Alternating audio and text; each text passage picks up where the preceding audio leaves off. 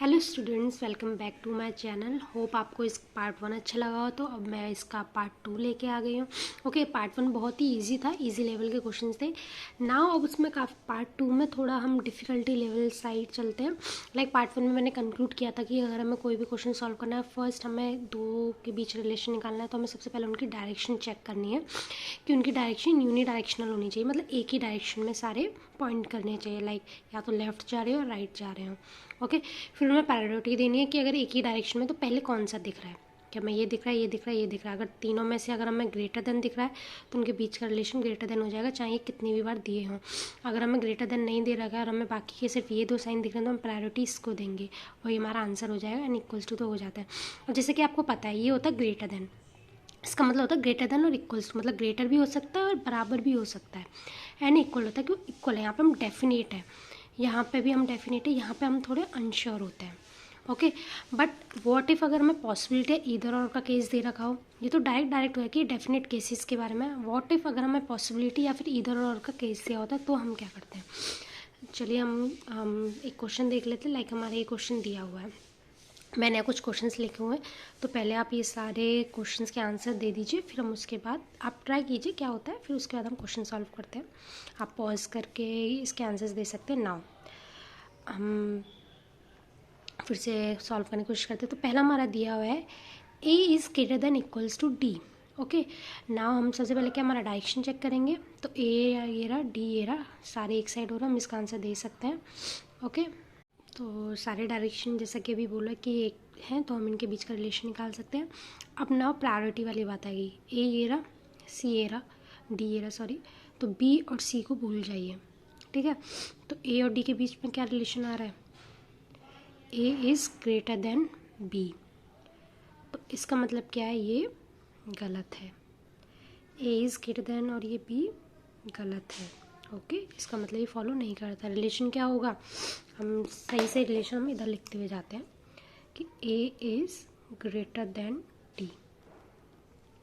Okay, इसका मतलब ये रिलेशन गलत है। इफ़ अगर हम यहाँ बात करें बी की, यहाँ सॉरी हम यहाँ बी कर देते हैं इसे, मैंने यहाँ ए लिख दिया है, सॉरी मैं बैड।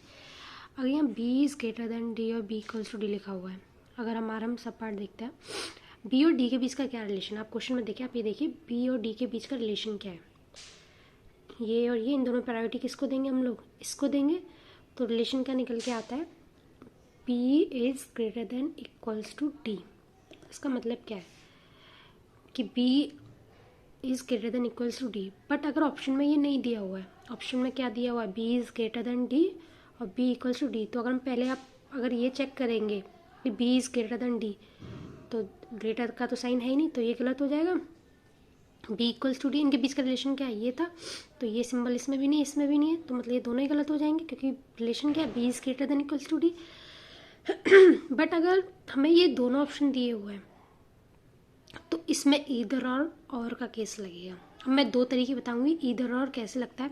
फर्स्ट अगर हम देखा जाए तो ये बताओ, पहला जो मेथड मैं इससे बताती हूँ, बी ग्रेटर देन और इक्वल्स, मतलब बी बड़ा भी हो सकता है और बराबर भी हो सकता है, दोनों पॉसिबिलिटी है ना। तो देखिए यहाँ पे बोल रहा है कि बी बड़ा है और यहाँ बोल रहा है बी बराबर है। तो एक बता दो इसका मतलब क्या था, बड़ा भी हो सकता है और इक्वल भी हो सकता है। तो यहाँ दोनों दिए हुए हैं तो इनमें से एक ही तो ट्रू होगा, तो इधर ये या फिर और ये। अगर ये हमें ऑप्शन नहीं दिया होता है और ऑप्शन में दिया होता है इधर ए और बी, ओके, तो हम क्या करेंगे, इधर ए और बी पर हम लोग क्लिक करेंगे। ओके, इधर ए और बी। और दूसरा मेथड मैं बताती हूँ कि दूसरा मेथड होता है कि जब हमें जो सब्जेक्ट और मतलब जो पहले नंबर पर दूसरे जिनके बीच में हम रिलेशन निकालने हैं वो दोनों सेम होते हैं। तो देखो बी और डी इसमें है, बी एंड डी सी में है। अब ये क्या है, ग्रेटर देन है, ये इक्वल्स टू है, ठीक है, या तो बड़ा है या फिर बराबर है।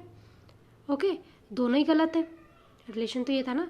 तो अगर हमें क्या दिया होता है, अगर हमें दोनों सब्जेक्ट और ऑब्जेक्ट बराबर दिए होते हैं, दोनों फॉल्स होते हैं, तो हमारा इधर और का केस बनता है। ओके, नाउ हम थर्ड केस पे जाते हैं, D second case, D is less than F. Okay, तो डी और एफ ये रहा, दोनों के बीच में देखिए सिंबल, हम किसको प्रायोरिटी देंगे, इसको देंगे। एक ही डायरेक्शन, पहले ही डायरेक्शन टेस्ट किया, फिर इसके बाद प्रायोरिटी देंगे, प्रायोरिटी हम इसको देते हैं।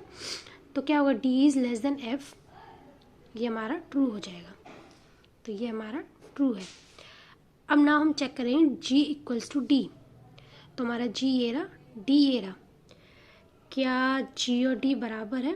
इक्वल्स टू का साइन तो है ही नहीं, रिलेशन क्या है, D is less than G, तो G इक्वल्स टू D तो है नहीं, तो ये हमारा क्या हो जाएगा, रॉन्ग हो जाएगा।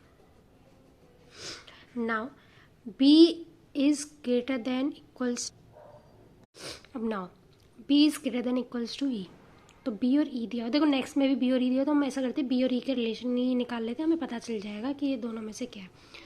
तो हमारा B ये रहा, E ये रहा, यूनि डायरेक्शन है ही नहीं, तो दोनों क्या हो जाएंगे, तो देखिए डायरेक्शन एक ही डायरेक्शन नहीं है, तो क्या इनके बीच का रिलेशन निकाल ही नहीं सकते, तो मतलब क्या है, ये भी गलत और ये भी गलत, ठीक है, दोनों में से कोई फॉलो नहीं करता। बट यहीं पर आ जाता है इधर और, मैंने आपको बताया था कि जब दोनों सेम होते हैं, सॉरी फॉर द फोकस, हाँ, जब दोनों सेम होते हैं और दोनों फॉल्स होते हैं तो मैं इधर और लगा सकते हैं।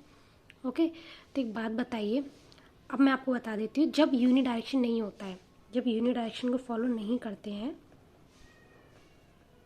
तो हम क्या करते हैं, सिंपल सा देखते हैं, जो दो हैं, अगर यूनि डायरेक्शन नहीं हो, कहीं से डायरेक्शन चेंज हो रही है, अगर ये और ऐसे दिया हो या फिर ये और ऐसे दिया हो, ठीक है, मतलब ग्रेटर देन और लेस देन इक्वल्स टू, और लेस देन और ग्रेटर देन इक्वल्स टू, अगर ये दोनों साइन दिए होते हैं, उनके बीच में दोनों रिलेशन पूछा होता है, जैसे कि इसमें देखिए ग्रेटर देन इक्वल्स टू और less than, B is greater than equals to और लेस देन, तो इसका मतलब आता है यहाँ पे हमेशा इधर और लगेगा।